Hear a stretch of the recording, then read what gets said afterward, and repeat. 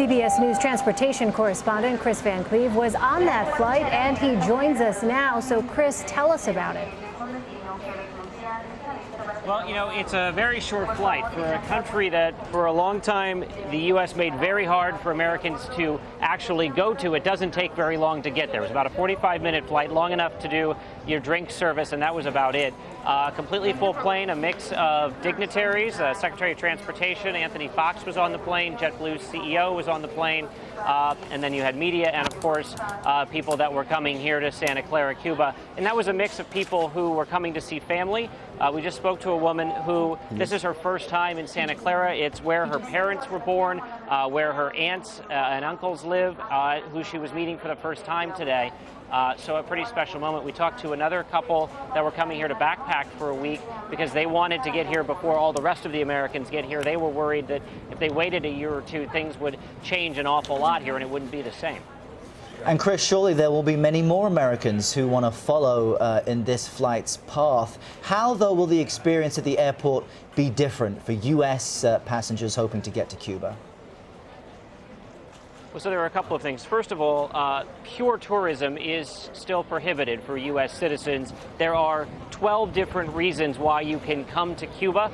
You have to select one of those. The most common will be people-to-people exchanges, and it used to be that you had to be part of a tour group, take a chartered flight here to Cuba to go on one of these pre-planned people-to-people exchanges. Well, the Obama administration has loosened those requirements, so now an individual person can decide what their person-to-person exchange is and come here. So first of all, there is that hurdle to go through, but relatively easy. You can do it on the website when you book the tickets now.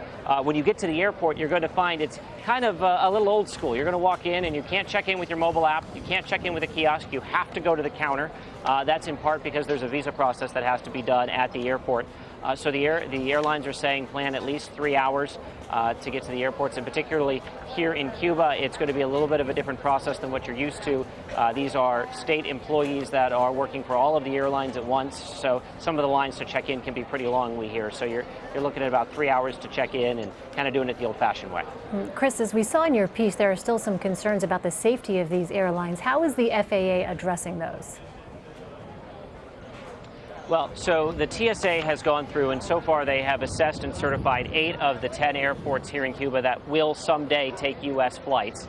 They're satisfied with the levels of security there, the TSA says. Also, air marshals will be on some flights. You know, because the Secretary of Transportation was on board our flight, there was a security. He had a security detail with him, so we know that there were officers on that flight. And then, you know, Cuba does get flights from around the world, so there is airport security. I mean, just coming into the country, we went through magnetometers twice. Our bags were x-rayed twice, so there is security here. The concerns, particularly from Republicans on the Hill, is that they haven't gotten a lot of answers about what the vetting process is, what the equipment is, how they're going to handle a surge in travelers. Already, Cuban tourism is up nearly 12% so far this year. Visitors from the U.S. up 84%. So there's a lot more people coming into Cuba, and the concerns come, can the Cubans handle that increase? And when Chairman McCall tried to come down here with a delegation, his visas were denied. All right, Kris Van Cleave live for us in Santa Clara, Cuba. Thanks, Kris.